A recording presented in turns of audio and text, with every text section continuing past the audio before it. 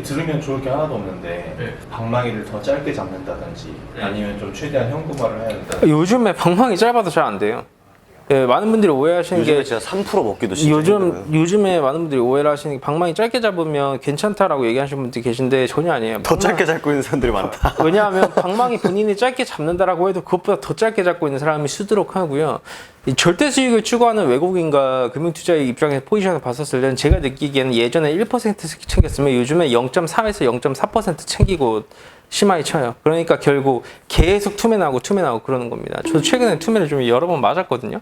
목표가를 낮췄는데도 불구하고 그 목표 구간까지도 안 가고 투매를 주더라고요. 요즘에는 그래요. 그래서 방망이를 짧게 잡는다? 본인이 선수라고 생각을 해도 지금은 쉽지 않은 시장입니다. 사실 지금은 최대한 보존시켜야 되고 확실한 구간에서만 좀 매매를 해야 되고 손실 구간에 들어섰을 때 잘라내야 돼요. 진짜 잘라내요. 요즘에는 안 잘라내면 안 돼요. 왜냐하면 주가를 끌어올려서 팔아먹고 나가려고 하는 애들이 많다 보니까 만약에 물렸는데 손절을 안 치면 그게 하루 이틀 만에 마이너스 30% 가요. 물려있는 주인들은 정리를 어느 정도 해야 된다. 물려있는 주린이 분들한테 뭐 말씀을 드리자면 저였으면 최소 절반 이상은 줄여낼 거예요. 손실이 당연히 크겠죠. 근데 솔직히 요즘 시장에서 손실 아닌 사람 저는 없다고 보거든요. 이게 그러면 메이저들은 돈 많이 벌었겠네? 라고 생각을 할 수 있는데 기관 투자자들도 요즘 포지션을 못 잡고 있어요. 아, 어제 그 얘기 많이 했죠, 우리. 그게 어떤 의미인가요? 기관 포지션. 그러니까 이게 연기금에서 이제 오피셜로 발표 나온 건 아니었는데 실질적으로 사람들이 이렇게 매수 매도를 하면서 이렇게 거래를 하는데 이제 연기금 측에서 못 믿는 거예요, 이 사람을. 인간 대 인간을 못 믿는 게 아니라 현재 시장이 너무 어렵고 복잡하니까 잘하는 사람도 굉장히 쉽지 않겠다. 그럴 바에 우리 그냥 좀 안전한 데다가 넣어놓자 라고 해가지고 이제 발표한 종목들이 있어요. 연기금에서 매수를 했다. 근데 그 종목들이 뭐 여지없이 그냥 이렇게 해가지고 어느 순간부터 매수하다 한 3일 됐습니다. 이제 그것도 던지기 시작을 했어요. 이제 그거를 던지고 돈이 남을 거 아니에요. 근데 어쨌든 이걸 운용을 해야 돼. 그러니까 지금 아무 생각 없진 않겠지만 그냥 삼성전자에다 넣자. 그래가지고 어제 삼성전자 매수가 엄청나게 많이 들어왔어요. 기관들이. 얘네들도 갈피를 못 잡고 방향성을 못 잡으니까 일단은 그냥 뭔가를 사야 되니까 제일 안전한 곳에. 제일 안전한 거라도 사자.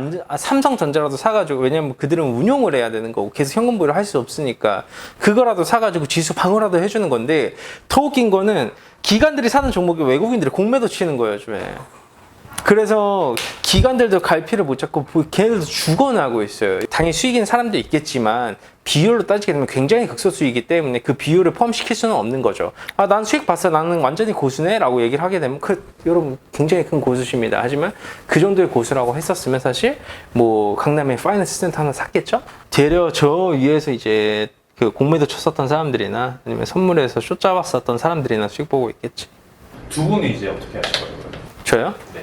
저는 내일 흐름 보고 보유하고 있는 포트폴리오를 전부 다 비워낼까, 아니면 단기 매매의 목표 수익률도 완전히 줄일까 엄청 고민 중이에요. 목표 수익률 저는 정확하게 1.3%로 하향 조정을 할까 합니다. 원래 단타 칠 때 2.5부터 3%부터 호가 단위로 분할 매도 주문이 걸어낼 수 있게 스탑로스를 다 걸어두거든요. 저는 트레일링 스탑도 써가지고. 근데 내일부터는 목표 수익률을 조금 더 낮춰가지고 비중도 더 줄여가지고 해야 되지 않을까 싶습니다. 저는 일단 버티지 말자. 손절 잘하자. 네, 저도 이거 영상 촬영하기 전에 머리 감고 왔는데 손절 치고 머리 감으러 갔다 왔어요. 그래서 찬물로 감겨달라고 했어요. 근데 사실 여기서 한 가지만 추가로 말씀드리자면, 지금 생존만 하시면 돼요. 코로나 이거 다 죽었잖아요. 그쵸? 다 죽었죠. 근데 코로나 이후에 생각을 해보세요. 뭘 사도 다 수익이 났어요.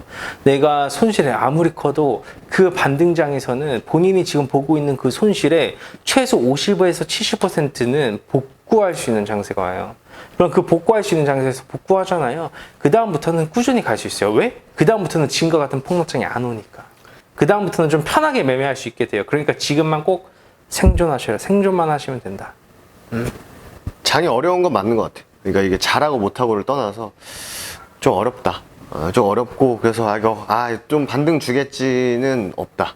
요즘에는 뭐 반등 주겠지 해서 반등 주는 경우가 물론 있긴 하죠. 당연히 오늘 아침처럼 반등 딱 줄 수도 있고 한 장중에 반등 줄 수도 있는데, 그냥 막연한 기대감으로 인해서 반등 주겠지는 쉽지 않다.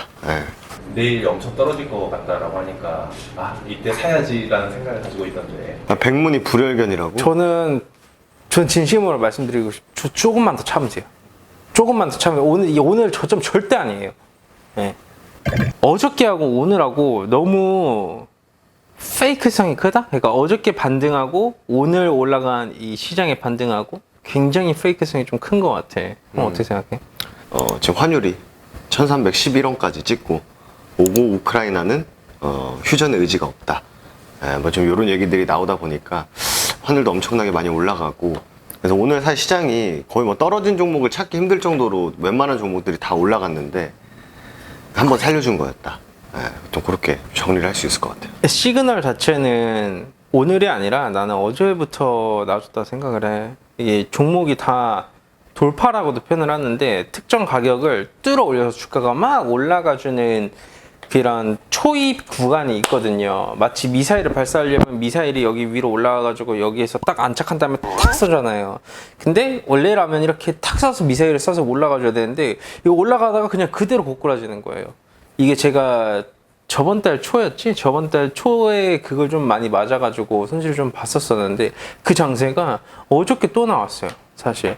근데 그게 왜 나오냐면 이 주가에 영향을 줄 수 있을 만한 이들, 물량을 많이 가지고 있고 돈이 많은 이들이 의도적으로 주가를 팔아먹으려고 한다는 생각이 사실 많이 들었거든요. 형은 어떻게 생각해?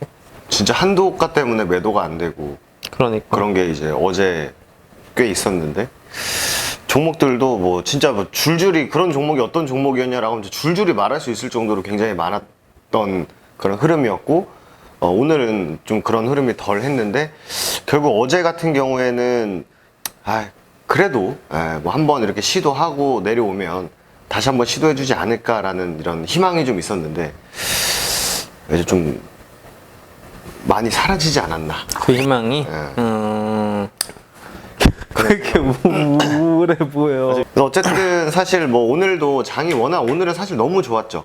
오늘 좀 좋다 보니까 뭐 별의 별 테마들, 별의 별 종목들이 많이 올라왔는데 내가 보기엔 그 테마 다 죽어. 오늘 올라온 이슈를 달고 올라온 친구들은 굉장히 의도적인 상승이었고 연속성을 가지지 못한다면 정말 어떻게 보면 이제 탈출을 하기 위한 마지막 몸부림이지 않았을까, 이렇게 좀 정리할 수 있을 것 같습니다. 오늘 반등이 나와준 종목군들하고 오늘 뭔가 테마를 띄어가지고 주가를 끌어올린 이들이 좀 있어요. 뭐 플라스틱 재탕 뉴스도 나오고 그러잖아. 그리고 이제 우크라이나 재건 얘기가 나오는데 이제 수질에 문제가 있다. 그래가지고 이제 상하수도 관련주들이 예전에 이제 붉은 개미인가? 그때 한번 이제 움직였다가 오늘 한 번 더 반응을 했는데. 동양철가? 그치.